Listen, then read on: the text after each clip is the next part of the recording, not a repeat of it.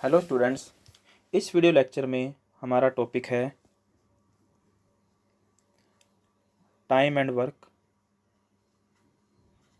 For mains exam. ये topic आपके banking plus SSC के लिए काफ़ी ज़्यादा इम्पोर्टेंट है। बैंकिंग में आप मेंस एग्ज़ाम कह सकते हो और एसएससी में आप टियर 2 लेवल कह सकते हो।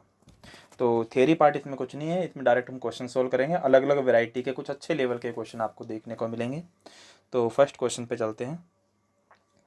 कह रहा है ए किसी कार्य को बी से 5 दिन ज़्यादा लेता है जबकि सी से 9 दिन ज़्यादा। ए और बी दोनों मिलकर उस कार्य को उतने दिन में कर सकते हैं जितने में सी अकेला। तो ए अकेला उस कार्य को कितने दिन में पूरा करेगा। तो क्वेश्चन को सॉल्व करने से पहले एक कॉन्सेप्ट है, उसके बारे में देखते हैं। तो ये आपका कॉन्सेप्ट है ए एंड बी। तो लॉजिक ये कहता है, कह रहा है किसी काम को करने में ए और बी दोनों को एक्स डेज लगते हैं और ए को एक्स से ए दिन ज़्यादा और बी को एक्स से बी दिन ज़्यादा लगते हैं। ये हमने अज्यूम किया है। तो ऑब्वियस है ए को ए बी से ज़्यादा ही लगेंगे और बी को भी ए बी से क्या लगेंगे, ज़्यादा ही। कितने ज़्यादा, ए, यहाँ कितने ज़्यादा है, बी। तो यहाँ पर एक प्रॉपर्टी आती है कि X equal to under root में ए गुना बी, कि ए और बी को मल्टीप्लाई करो, उसका स्क्वायर रूट करो तो आपके पास एक्स आ जाएगा। और एक्स का मतलब था ए और बी के डेज। तो यहाँ पर जो ए और बी है वो ए के डेज नहीं है, ये डेज हैं ए दोनों से कितने दिन ज़्यादा ले रहा है और स्मॉल बी का मतलब है बी ए बी से कितने दिन ज़्यादा ले रहा है। फिर दोनों का मल्टीप्लाई करो और उसका क्या कर दो, स्क्वायर रूट। तो वहाँ से आपके पास दोनों के डेज आ जाएंगे। तो इसी प्रॉपर्टी से क्वेश्चन सॉल्व होगा। अब इस प्रॉपर्टी में कितने परसेंट की बात हो रही है, एक और एक 2% की बात हो रही है। बट हमारे क्वेश्चन में कितने परसेंट है, 3, ए बी सी। बट ये देखने में 3 लग रहे हैं, एक्चुअल में क्वेश्चन में 2% है। कैसे, अब वो सोल्यूशन देखते हैं।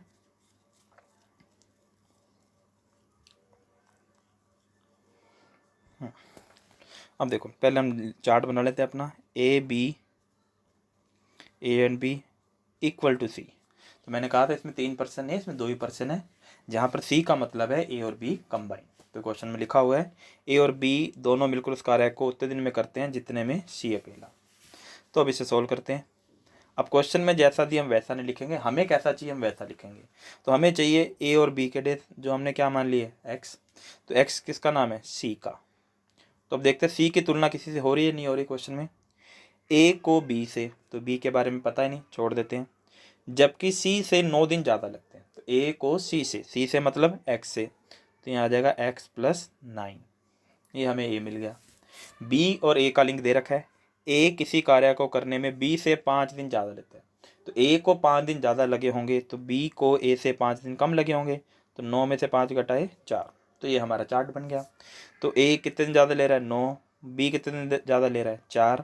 तो एक्स का फॉर्मूला क्या था, 9 गुना में 4, 36 का रूट करेंगे तो क्या आएगा, 6। तो x का मतलब है 6 और x का मतलब था ए बी के डेज। तो ए और बी दोनों मिलकर उस कार्य को 6 दिन में पूरा कर सकते हैं। पूछा किसका है, ए अकेला। ए अकेला क्या है, x प्लस 9, तो 6 प्लस 9 इक्वल टू 15। तो ये हमारा आंसर है। तो बहुत अच्छा क्वेश्चन था, एक अच्छे लॉजिक के साथ हमने सॉल्व किया। तो नेक्स्ट देखते हैं, सेम इसी टाइप का, इसी लॉजिक का क्वेश्चन है। कह रहा है व्यक्ति ए और बी 3 मंजिला प्रथम द्वितीय तृतीय जिनके क्षेत्रफल x 3x 5x में टाइल लगाने के लिए लगाए हैं। यदि ए प्रथम मंजिल टाइल लगाने में ए और बी से 9 घंटे अधिक लेता है, तो कह रहा है पहली मंजिल पर जिसका क्षेत्रफल कितना है x में टाइल लगाने में ए किससे, ए बी से 9 घंटे क्या लेता है, ज़्यादा। और द्वितीय मंजिल में टाइल लगाने में ए बी से 75 घंटे क्या लेता है, अधिक लेता है, कौन, बी। तो जैसा लिखा है वैसे लिखते हैं, ए बी और ए बी।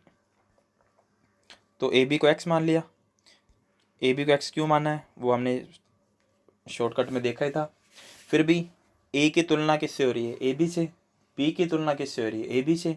तो ए बी को एक्स मान लिया। ए को कितना टाइम लगा है, 9 घंटे ज़्यादा, एक्स प्लस 9।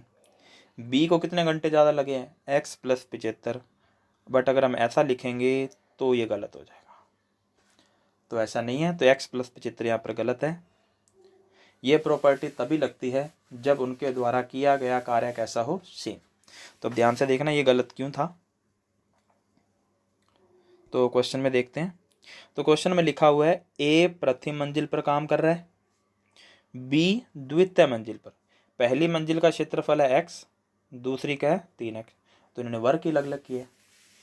तो अब जो पर्सन जितने ज़्यादा काम करेगा उसे डेज भी उतने ज़्यादा लगेंगे, और जितना कम काम करेगा उसे डेज भी उतने कम लगेंगे। तो देखो बी ने 3x काम किया तो आवर कितने एक्स्ट्रा लगे, 75। अगर ये x काम करता तो आवर कितने एक्स्ट्रा लगते, 25। तो मतलब एक क्षेत्रफल पर 25 अधिक लगे, तो 3 क्षेत्रफल पे कितने अधिक लगेंगे, 75। तो इसका मतलब हम b में x प्लस 75 नहीं, x प्लस 25 लिखेंगे। अब इससे क्षेत्रफल दोनों का कैसा हो चुका है, सेम। तो यहाँ पर जो x है वो क्षेत्रफल है, बट यहाँ पर x की जगह आप k लिख लेना, आपको थोड़ा ज़्यादा बेनिफिट रहेगा, क्योंकि क्वेश्चन में x लिखा हुआ है k प्लस 9 k प्लस 25। अब यहाँ 25 क्यों आया, 75 घंटे उसे 3x क्षेत्रफल पे काम करने में लग रहे थे ज़्यादा, तो एक क्षेत्रफल पे काम करने में उसे 25 घंटे ज़्यादा लगेंगे। तो ये आ गया। अब हम सोल्व करते हैं। तो k से 9 दिन ज़्यादा और k से 25 दिन ज़्यादा, तो ये आ जाए k इक्वल टू 9 गुना 25। यहाँ से सोल्व करने पे क्या आ जाएगा, 15। तो ये हमारा आ गया। ए और बी दोनों मिलकर पहली मंजिल पर 15 घंटे में काम पूरा कर सकते हैं। अब पूछ क्या रहा है, तो कितने घंटे में ए और बी मिलकर तृतीय मंजिल पर काम करेंगे। तो तीसरी मंजिल का पूछा है। अब तीसरी मंजिल का क्षेत्रफल है 5x। ये तो सिर्फ पहली मंजिल का है, पहली मंजिल पे क्षेत्रफल कितना है, x। तो x काम करने में कितने दिन लगे, 15। तो 5x काम करने में कितने लगेंगे, 15 5 75। तो हमारा आंसर आ जाएगा 75 आवर।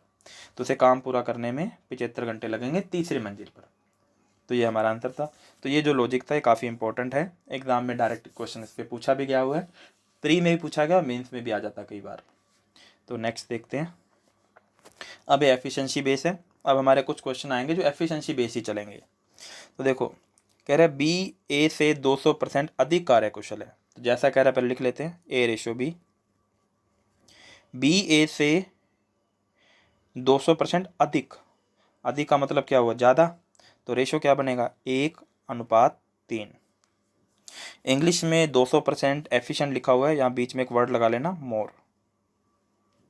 आप सही रहेगा, अब दोनों क्वेश्चन सेम हो जाएंगे। ये ए बी का रेशो आया। और सी से 50% अधिक कार्यकुशल है। और सी से कौन, बी ए से और सी से, मतलब बी की बात चल रही है, बी रेशो सी। 50% अधिक का रेशो क्या बनता है, 150:100। तो रेशो क्या बनेगा, 3:2। इंग्लिश में से मोर लगा लेना, मोर वर्ड नहीं लिखा हुआ, ये आ गया। अब दोनों में कौन कॉमन आ रहा है, बी। तो बी सेम होना चाहिए, बी ऑलरेडी सेम है, तो हम कॉमन रेशो बना लेते हैं, ए बी सी 1:3:2। ये हमारे पास एफिशिएंसी का रेशो आया। आगे देखते हैं, यदि वे सभी काम पूरा करने में के लिए एक साथ 2 दिन काम करते हैं। तो इन्होंने सभी ने काम पूरा कर दिया 2 दिन में, तो इनकी एफिशिएंसी कितनी है, 1 और 3 4 और 2 6। 6 एफिशिएंसी से 2 दिन काम किया, तो कितना काम किया होगा, 12 कार्य है। तो 12 हमारे पास क्या चीज़ है, वर्क। रोज़ 6 काम करते हैं तो 2 दिन में कितने करेंगे, 12। तो ए अकेला, तो ए की स्पीड कितनी है, 1। तो 12 काम करने हैं कितने की स्पीड से, 1 की स्पीड से। तो कितने दिन लगेंगे, 12 दिन। तो ये हमारा आंसर आ गया, ये एफिशिएंसी बेस है। तो अब हमारे कुछ क्वेश्चन एफिशिएंसी बेस ही चलेंगे, अलग अलग लेवल के। नेक्स्ट देखते हैं, बी की कार्य क्षमता ए की कार्य क्षमता से 2 गुना अधिक है। तो जैसा कहा वैसा लिख लेते हैं, A/B 2 गुना अधिक का रेशो 1:3। बी अधिक है तो बी में ज़्यादा आएगा। दोनों वैकल्पिक रूप से कार्य करना आरंभ करते हैं। वैकल्पिक रूप मतलब अल्टरनेट, अल्टरनेट मतलब एक दिन ए करेगा एक दिन बी करेगा, और बी पहले शुरू करता है। तो इसने बताया है जो काम शुरू होगा उसमें बी पहले नंबर पे काम करेगा, और कार्य कुल 37 दिनों में पूरा करते हैं। तो आगे बढ़ने से पहले इसे सोल्व करते हैं। तो इसने कहा है कि और कार्य 37 दिनों में पूरा कर देते हैं। तो ए और बी ने काम किया, वैकल्पिक डेज पे काम किया और काम पूरा कर दिया 37। अब 37 को 2 पार्ट्स में डिवाइड करना है, पहला दिन बी का, दूसरा ए का, फिर तीसरा बी का, चौथा ए का। इस तरह से हम 37 को बांट सकते हैं। अब बांटने के लिए सबसे पहले तो 37 से पहले 36 आ रहा है, वो 2 से डिवाइड हो रहा है, तो मतलब 18 दिन तो दोनों के होंगे होंगे। ये ए है, ये बी है। अब बी ने पहले शुरू किया था, तो अगला दिन किसका होगा? बी का। तो बी के दिन कितने आएंगे? 19, और ए के आएंगे 18। तो ये आया। बी की स्पीड कितनी थी? 3 दिन लगाए 19। ए की स्पीड थी 1 दिन लगाए 18। 18 दिन एक स्पीड से 18 काम किए। 19 दिन 3 की स्पीड से 57 काम किए, और टोटल काम आ गया हमारे पास 75। ये हमारे पास टोटल वर्क आ गया 75। यह टोटल वर्क। फिर आगे कह रहे सी अकेला समान कार्य को 50 दिन में पूरा कर सकता है। तो कौन से कार्य को? 75। तो सी की एफिशिएंसी निकाल लेते हैं। 75 कार्य 50 दिन में कर दिए, तो कितनी एफिशिएंसी आ जाएगी? 3/2। तो ज्ञात करो कि ए और सी मिलकर उस कार्य को कितने दिन में करेंगे। तो ए और सी, तो ए की स्पीड है 1, सी की स्पीड है 3/2, जोड़ने पे आया 5/2। ये दोनों की एफिशिएंसी आ गई। अब कितना काम कराना है? 75। कितने की स्पीड से? 5/2। तो यहाँ 15, 15 दूना 30। तो दोनों मिलकर उस कार्य को 30 दिन में पूरा कर सकते हैं। तो ये आपके एफिशिएंसी बेस है, अलग अलग लेवल। नेक्स्ट देखते हैं। तो कह रहा है किसी काम को पूरा करने में ए के द्वारा लिया गया समय ए और बी के द्वारा लिए गए समय से 60% क्या है? अधिक। तो 60% अधिक का मतलब ए किससे? ए बी से अधिक है, तो मतलब 160। यहाँ कितना आएगा? 100। 0 से 0 कैंसिल आउट, 8:5। तो ए प्लस बी कितना है? 5। ए कितना है? 8। ये किसका रेशियो है? डेज का। डेज का उल्टा क्या होता है? एफिशिएंसी। ध्यान से पढ़ना, ऊपर लिए गए समय की बात कर रही है। तो एफिशिएंसी कितनी आ जाएगी? 8:5। तो ए की एफिशिएंसी कितनी है? 5। दोनों की एफिशिएंसी कितनी है? 8। तो यहाँ से ए रेशियो बी की एफिशिएंसी आ जाएगी हमारे पास 5:3। तो दोनों की एफिशिएंसी का रेशियो आ गया हमारे पास। अब आगे बढ़ते हैं। उसी काम को पूरा करने के लिए सी बी से दुगना कुशल है। कुशल मतलब एफिशिएंट है, तो एफिशिएंसी है। सी बी से दुगना, तो बी की एफिशिएंसी 3 है, तो सी की कितनी आ जाएगी? 6। बी और सी मिलकर उस काम को 13 से 1/3 दिन में करते हैं। तो 13 से 1/3 कितना होता है? 13 × 39 और एक 40/3। इतने दिन लगाए। किसने लगाए? बी और सी ने। तो बी और सी की स्पीड कितनी है? 9। 9 की स्पीड से काम किया 40/3। सोल्व करने पे कितना आया? 120 कार्य है। ये हमारे पास टोटल वर्क आ गया। अब कह रहे हैं यही कार्य है, 120 कार्य है, किसे करने हैं? ए अकेले को। ए की स्पीड कितनी है? 5। तो 120/5 कितना आ जाएगा हमारे पास? 24 दिन।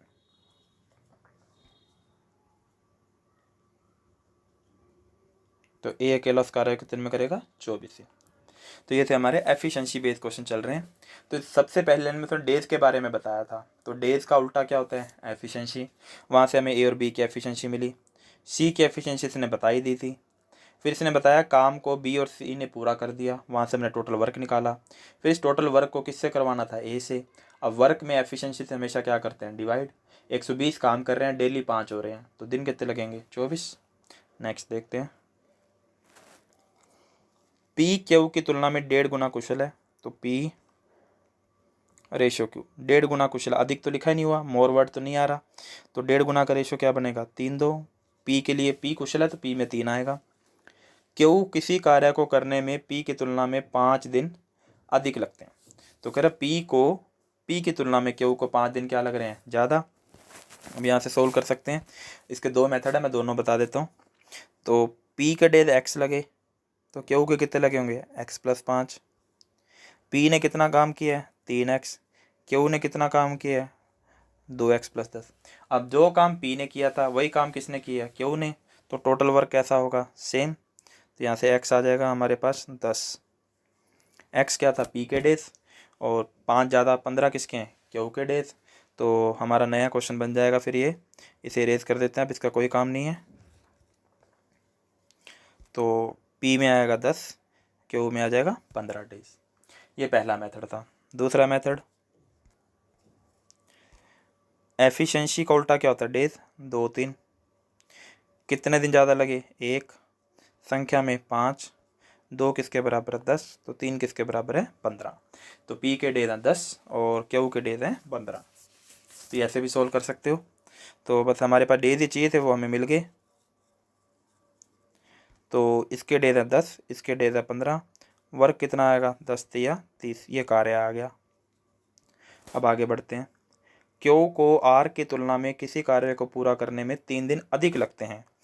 तो क्यू को आर की तुलना में ज़्यादा लगे, तो क्यू को ज़्यादा लगे तो आर को कम लगेंगे। 15 - 3 कितने लगेंगे 12 दिन। सभी 7 कार्य करना शुरू कर लेते हैं, लेकिन पी कार्य शुरू होने के 2 दिन बाद और आर कार्य समाप्त होने से 3 दिन पहले काम छोड़कर चला जाता। तब इसने किया क्या कहा है कि तीनों मिलकर काम शुरू करते हैं। अब यहाँ पर एक इंपॉर्टेंट पॉइंट आपको देखने को मिलेगा। अब देखो टोटल कार्य 30 था, अब रखना चाहो तो आप टोटल कार्य 30 लग के भी क्वेश्चन सॉल्व कर सकते हो। अब मैं ये कह रहा हूँ कि जब हमारे पास सबके अलग अलग डेज आ गए तो हम इस चीज़ को छोड़ देते हैं। पी क्यू आर, पी के डेज हैं 10, क्यू के 15, आर के क्या आएंगे 12, तीनों का एलसीएम कितना आएगा 60, एफिशिएंसी क्या आ जाएगी 6, 4 और 5। तो ये ज़्यादा बेटर रहेगा। वहाँ पीछे कार्य 30 था, 30 कार्य में जब आप आर की एफिशिएंसी निकालोगे तो 30/12 पॉइंट्स में आएगा। तो इस पॉइंट से बचने के लिए आप दोबारा वर्क निकाल लो, आंसर में कोई चेंज नहीं आएगा।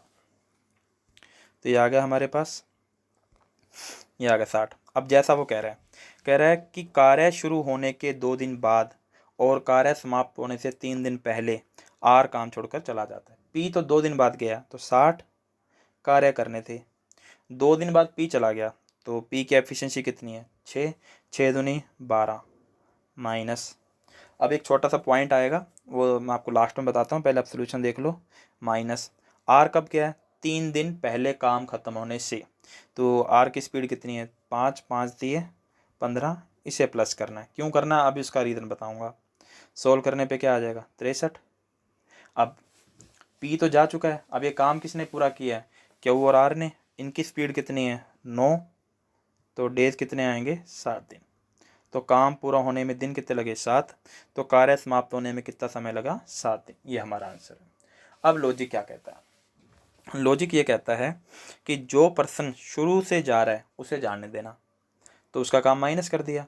जब हमने 60 में से पी का काम माइनस कर दिया तो बचा हुआ काम क्यू और आर करेंगे। अब क्यू और आर जो काम करेंगे उसमें डेज में तो कोई फ़र्क आने वाला नहीं है, क्योंकि उन्हें तो वर्क करना है, तो जितने क्यू को डेज लगने हैं उतने ही लगेंगे। उसके बाद आर लास्ट से जा रहा था, जो व्यक्ति लास्ट से जा रहा है उसे रोक लो। अब देखो डायग्राम के थ्रू कैसे वर्क करेगा ये।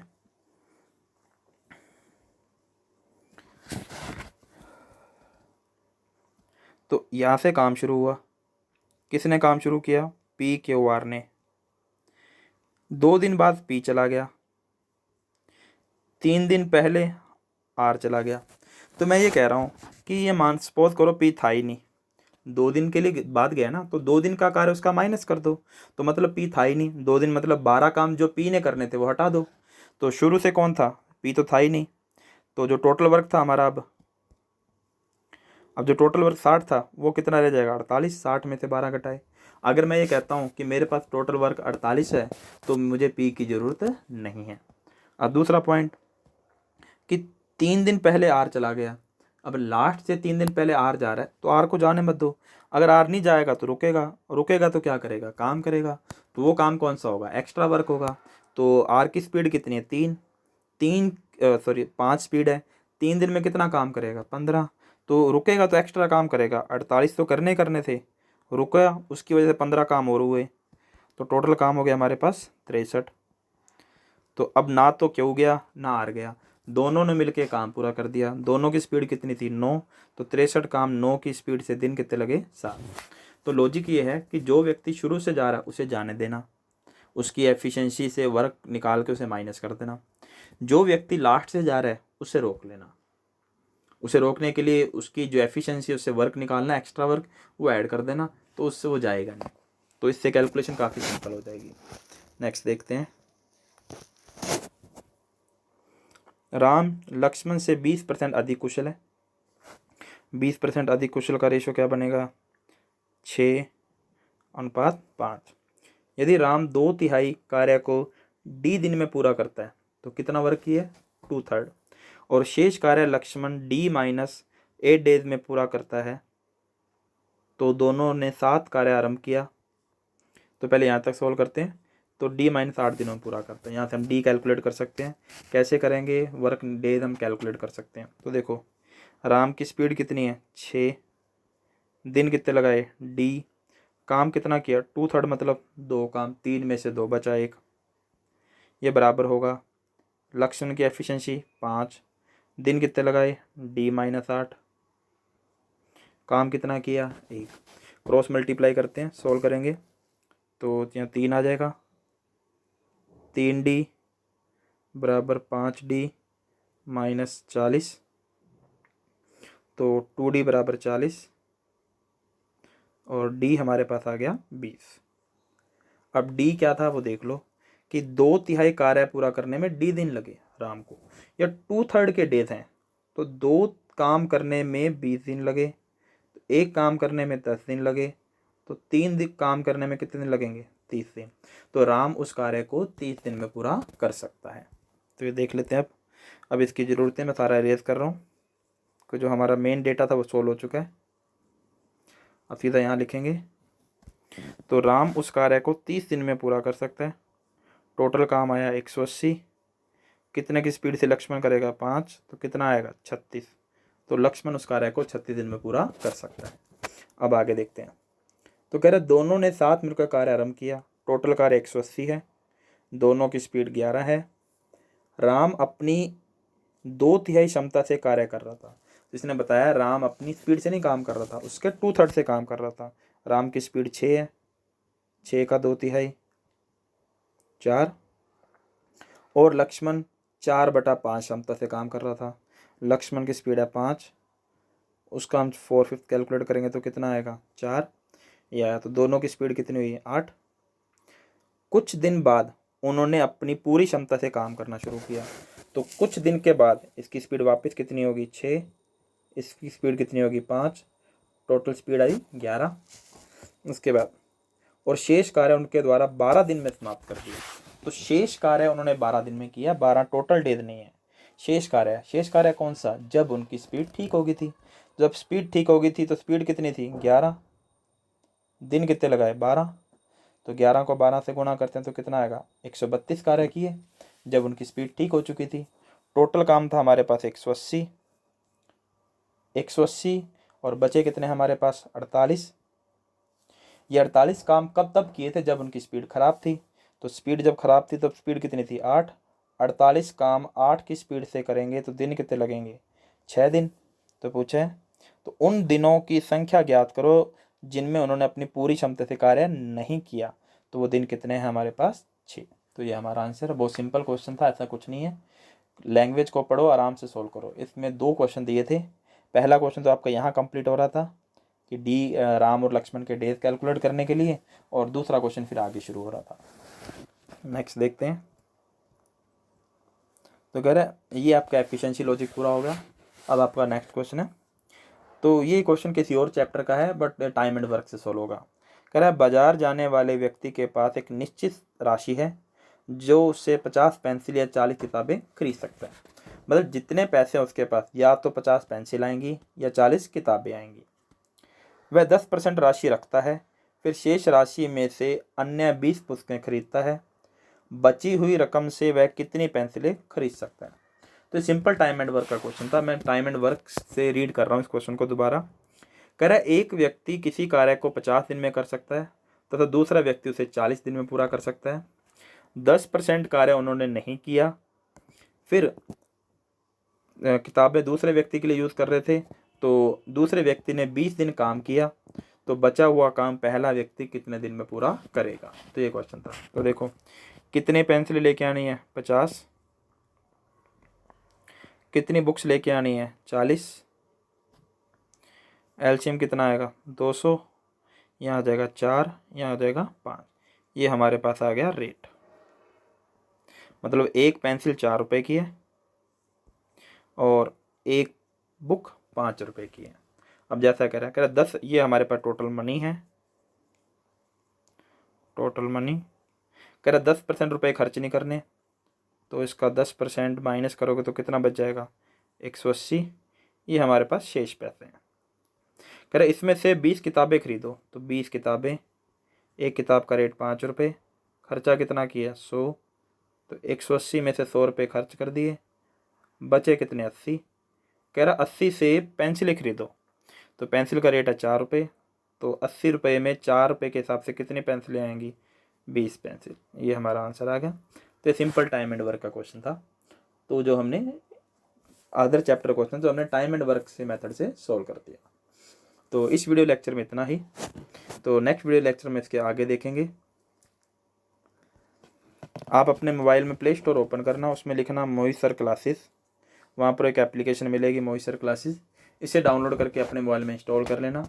इस मोबाइल एप्लीकेशन पे अब डेली क्विज अपडेट हो रहे हैं, तो इसमें जाके आप अपने क्विज वगैरह अटैम्प्ट कर सकते हो। अभी बेसिक लेवल के क्विज चल रहे हैं, इसमें हाई लेवल के क्विज भी आपको धीरे धीरे मिल जाएंगे। और जिनके पास भी मेंस की बुक नहीं है वो इस एप्लीकेशन में जाके वहाँ से बुक को बाई कर सकते हैं। Okay, thank you.